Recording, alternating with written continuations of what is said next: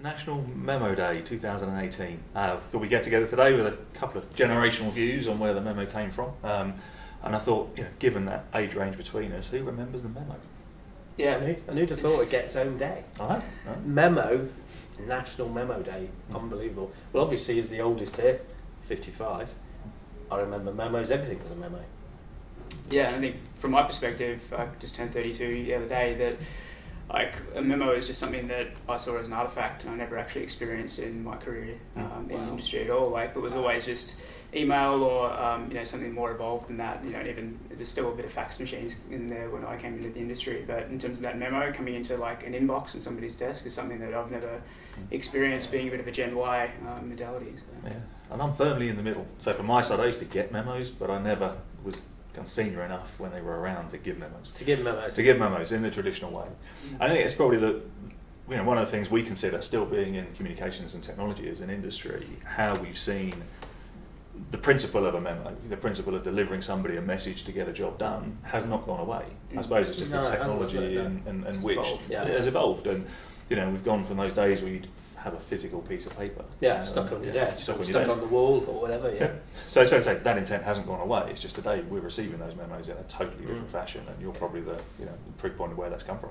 Yeah, I think the delivery method has just sort of evolved and gotten better and innovative over time, and that message really stays the same, where it's gone from kind of a memo to fax to an email now to even more vivid communications, where we can now do things like broadcast that message. So if the head of a department needs to get that message out, they need to do it in such a kind of asynchronous way. They can do it in a way that gets that message out quite vividly to people wherever they are now. And I think that's where the foundation of that intent still remains, but it's now just in a deeper and more sort of visceral way.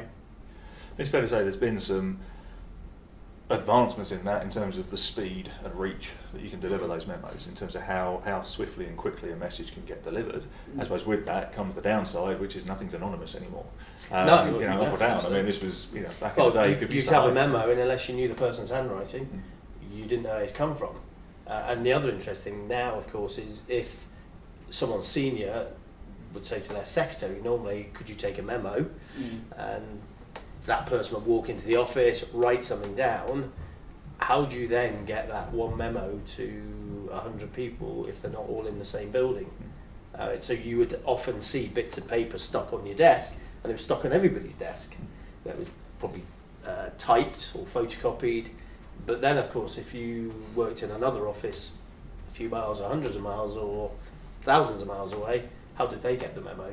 And that usually someone had to pick up a phone, relay the memo to someone else, who then wrote it down, who then put it on people's desks. So you look again back to reach. I mean, now, I'll send the memo myself. Bosh, gone to everyone who's on email, IM, or whatever. So real changes in reach. If you also look at things like social now these days, I mean, one tweet can go out that has impact, and then that can be retweeted globally within 20 minutes or something. And the impressions and the impact that has at such scale and speed, is sort of unprecedented these days. Yeah, it's interesting that people would worry about what happened to that piece of paper. So nowadays it's people worry about what happens to the electronic message. I mean, the principle of security is there. I suppose the speed at which you distribute the message can work for the good and the bad in that regard, in terms of what gets copied. So are we really saying that whilst the memo may have changed in style and reach and how it's sent and portrayed, really the memo still exists? Absolutely. Yeah, I think concept. It does. Yeah, without a doubt. I think generally you just summed up. The next best thing never replaces the last best thing. This whole evolution of communications, the technology used, the intent, the messaging, the power, the speed, etc. It's just got quicker and faster, more legible. Back to handwriting, we've seen that causes some problems as well. So just being able to read somebody's handwriting, that goes away now. Spell check, cleans it all up for us. So it's been an amazing.